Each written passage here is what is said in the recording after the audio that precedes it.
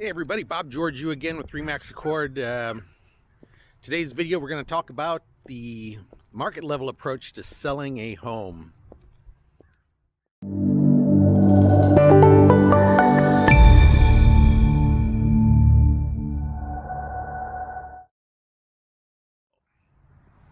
Let's review what we've gone through so far. In the first video we talked about the three different approaches to sell a house: fast sale, market level approach, and brass rings type sale. And in another video we talked about agent responsibilities versus salesperson responsibilities, which we'll elaborate on in a later video. The market level approach, like the fast sale approach, is pretty much what it says. You determine all the factors that go into a sale at a given time of year: condition of the house, neighborhoods, all the factors you can quantify. Take a look at the comparable sales and coming up with a price that will attract one or two buyers at the time the offers are reviewed. And then there's the pricing to the last sale in the neighborhood. If you have strong comparable sales and a home that's in similar condition, you just price it to the last sale in the neighborhood, coming up with, you know where the market is. A buyer responded to house A, so house B should be within that price point, and it simplifies the situation. So let's talk about the pros of the market level approach to selling a property. The principal advantage of the market level approach is that there's no money left off the table.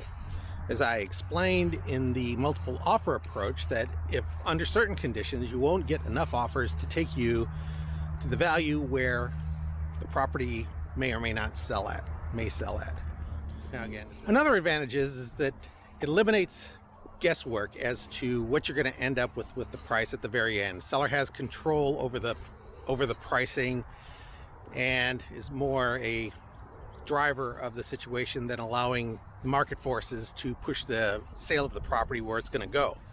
This is particularly important with properties that are unique in some way, shape, or form, either outstanding or deficient in some. The market level approach trades time for dollars.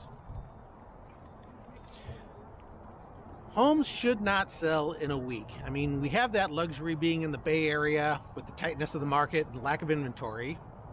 But the reality is that homes should take a little bit of time to sell. It's just going back to the last video where I stated that in multiple offer situations, a percentage of the buyer pool will not come to the table in order for a seller to generate the number of offers to get to a market level price. Well, the market level approach appeals to that second tier of buyers in giving them more time to think about the transaction and process, while still giving the people who are more willing to go into a multiple offer situation a chance to bid on the property at a price that is more reflective of where the home will sell for. The cons of the multiple offer selling strategy, is that it takes a skilled, knowledgeable agent who is able to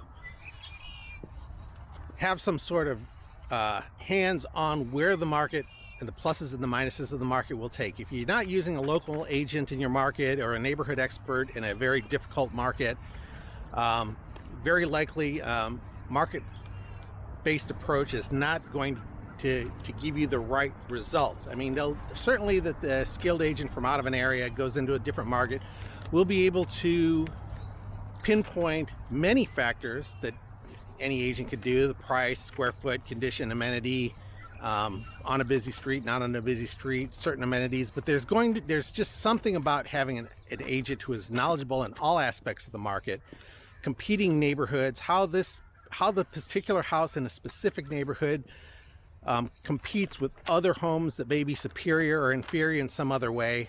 An out of area agent isn't going to know these details, and trying to pinpoint a price based on that lack of knowledge is going to result in an inferior number and possibly a selling mistake, and in which case it's going to cost the seller money. Another downside of the market level approach is it doesn't allow for changes in the market. Using a multiple offer strategy, your any changes in the market will be built into the number of offers that you see, at least in part. One of these, I always use the analogy, it's like driving down a road looking in your rearview mirror. With the road turns in front of you and you're looking in the rearview mirror you're trying to drive your car, you're not going to see the turn until your car is on the side of the road somewhere. It's just one thing doesn't allow for forward moving activity. Generally, so this strategy is best for people who have unique amenities, positive and negative, and are looking to extract the full value for the property, trading time for money. This selling strategy is also best for analytical types who feel confident in numbers, who understand that A, B, C, and D affect the value of the property, and that all these factors can be nailed down to a specific pinpoint number, which will generate positive results in a way that gives them peace of mind. Okay, so that's the pros and cons of the market level approach. Pro is generally don't leave money on the table. Don't have the price variations that you would commonly see in a multiple offer pricing strategy. Allows for defects and finding smaller segments of the buyer pool. And 3, it can be used as a multiple offer strategy for positive amenities that are outstanding relative to the comparable sales. The negatives are a need to have full knowledge of the property in order to make the strategy successful.